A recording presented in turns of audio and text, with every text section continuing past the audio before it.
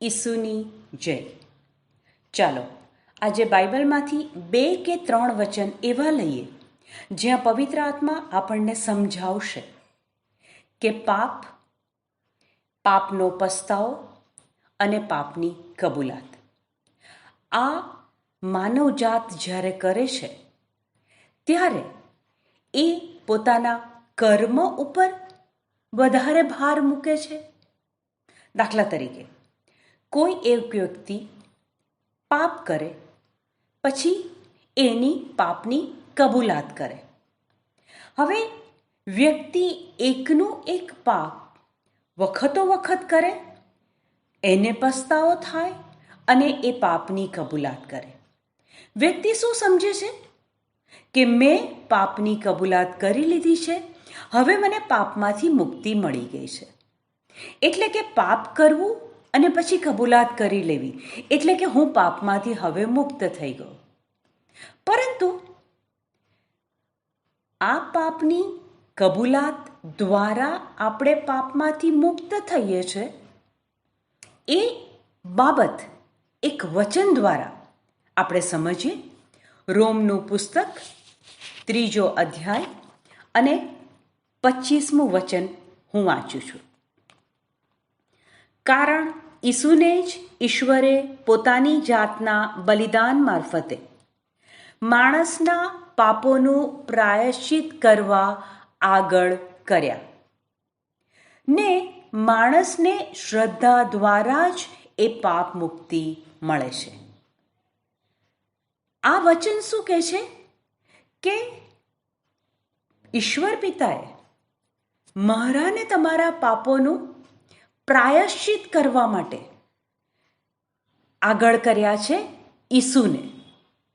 એટલે કે મેં ને તમે પાપ કર્યા એ પહેલાં ઈશ્વર પિતાએ આપણા પાપોનું પ્રાયશ્ચિત કરવા ઈસુને આગળ કર્યા છે, ક્રૂસ ઉપર મૂક્યા છે. અને પાછળ વચન કહે છે કે અને માણસને શ્રદ્ધા દ્વારા જ એ પાપ મુક્તિ મળે છે. વ્યક્તિ ઘડી પાપ કરે, કબૂલાત કરે અને પછી એમ સમજે છે કે મેં પાપની કબૂલાત કરી લીધી, હવે મને મુક્તિ મળી ગઈ. પણ પાપ કરવું, એની કબૂલાત કરવી, એ આખી પ્રક્રિયામાં ઈસુ ક્યાંય છે? ઈસુનું બલિદાન ક્યાંય છે? કે હું ફક્ત મારા કર્મ પર ધ્યાન આપું છું કે મેં તો પાપની કબૂલાત કરી લીધી ને, મેં પ્રાયશ્ચિત કરીને ફાધર આગળ પાપની કબૂલાત કરી લીધી. પણ આ આખી પ્રક્રિયામાં ઈસુ ક્યાંય છે? કારણ કે રોમ 4 અધ્યાય અને 25મા વચનમાં પ્રભુ આપણને આગળ કાંઈક કહે છે. એ વચન હું વાંચું છું.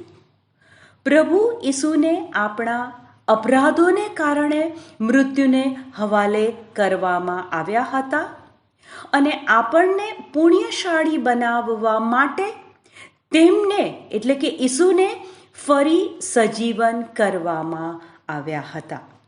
આ વચન શું કહે છે કે આપણે તો પાપો કર્યા છે, પણ આપણા પાપોના મુક્તિ માટે, એ પાપમાંથી આપણને છુટકારો મળે એટલા માટે ઈશ્વર પિતાએ આપણા પાપોનું પ્રાયશ્ચિત કરવા ઈસુને આગળ કર્યા, ક્રૂસ ઉપર મૂક્યા. અને હવે આ બીજા વચનમાં કહે છે કે પ્રભુ ઈસુને આપણા અપરાધોને કારણે મૃત્યુને હવાલે કરવામાં આવ્યા હતા અને આપણને પુણ્યશાળી બનાવવા માટે તેમને ફરી સજીવન કરવામાં આવ્યા હતા. એટલે કે પહેલાં ઈસુનું બલિદાન લેવામાં આવ્યું મારા ને તમારા પાપોના પ્રાયશ્ચિત રૂપે. હવે ઈશ્વર પિતા શું કરે છે કે 3જા દિવસે ઈસુ મૃત્યુ પામે છે, એના 3જા દિવસે ઈસુને સજીવન કરે છે. એ શાના માટે કરે છે? અહીંયા વચન કહે છે કે આપણને પુણ્યશાળી બનાવવા માટે ઈસુને ફરી સજીવન કરવામાં આવ્યા હતા. આપણું કર્મ હવે શું હોવું જોઈએ? ઈસુએ બલિદાન આપ્યું છે અને આપણું પ્રાયશ્ચિત કર્યું છે. ઈશ્વર પિતાએ 3જા દિવસે એમને પાછા સજીવન કર્યા છે. શાના માટે? મને અને તમને પુણ્યશાળી ઠરાવવા માટે. બે વચનો જો આપણે સમજીએ તો આપણા પાપોનું પ્રાયશ્ચિત વખતો વખત કરીને એ આપણા કર્મ પર ભાર નહીં, મદાર નહીં, પણ ઈસુ આપણી આગળ ગયા છે. એમણે આપણા પાપોનું પ્રાયશ્ચિત ક્રૂસ ઉપર કરી લીધું છે અને ઈશ્વર પિતાએ ત્રીજા દિવસે એમને પાછા સજીવન કરીને આપણને પુણ્યશાળી ઠરાવ્યા છે. જો આ બાબત પર આપણું ધ્યાન રહે તો આપણા જીવન જીવવાનો આખો રવૈયો બદલાઈ જશે.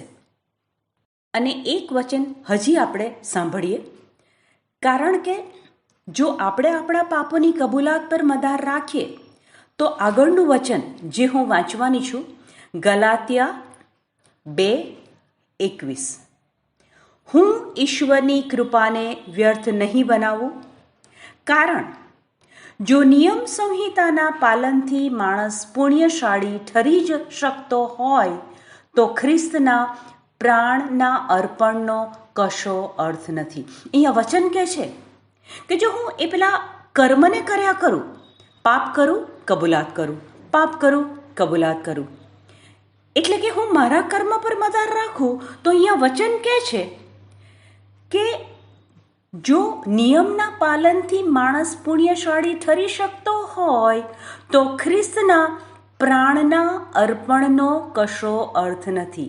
એટલે કે જો હું મારા કર્મ પર મદાર રાખું તો પછી ઈસુ ખ્રિસ્તે ક્રૂસ ઉપર બલિદાન આપ્યું, આપણી આગળ જઈને પ્રાયશ્ચિત કર્યું, ઈશ્વર પિતાએ મૃત્યુમાંથી ત્રીજા દિવસે સજીવન કર્યા અને મને ને તમને પુણ્યશાળી બનાવ્યા. આ આખી બાબતનો તો કોઈ અર્થ રહેતો જ નથી. જો આપણે આપણા કર્મો પર આધાર રાખીએ તો આપણે પ્રભુની કૃપામાંથી બાકાત થઈ જઈએ છીએ. આપણું ફોકસ મેં કબૂલાત કરી, મેં કર્મ કર્યું એ નહીં.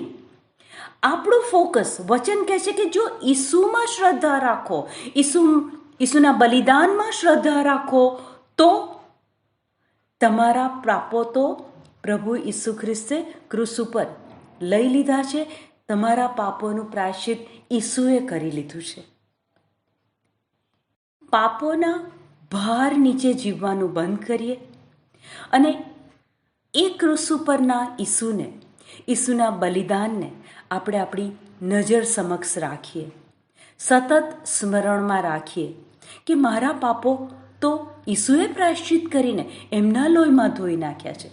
હવે હું મારા પાપો પર નહીં, ભૂલ તો થઈ જાય છે, પણ ભૂલ કર્યા પછી એ ઈસુ પર મારું ધ્યાન હોય, એ ઈસુ પર મારી શ્રદ્ધા હોય, ઈસુના બલિદાનમાં મારી શ્રદ્ધા હોય, ત્યારે હું સાચા અર્થમાં બાઇબલના વચન અનુસાર હું પુણ્યશાળી ઠરું છું. પવિત્ર આત્મા, તમારો આભાર માનીએ છીએ, તમે આ સત્ય અમને સમજાયું. આમેન.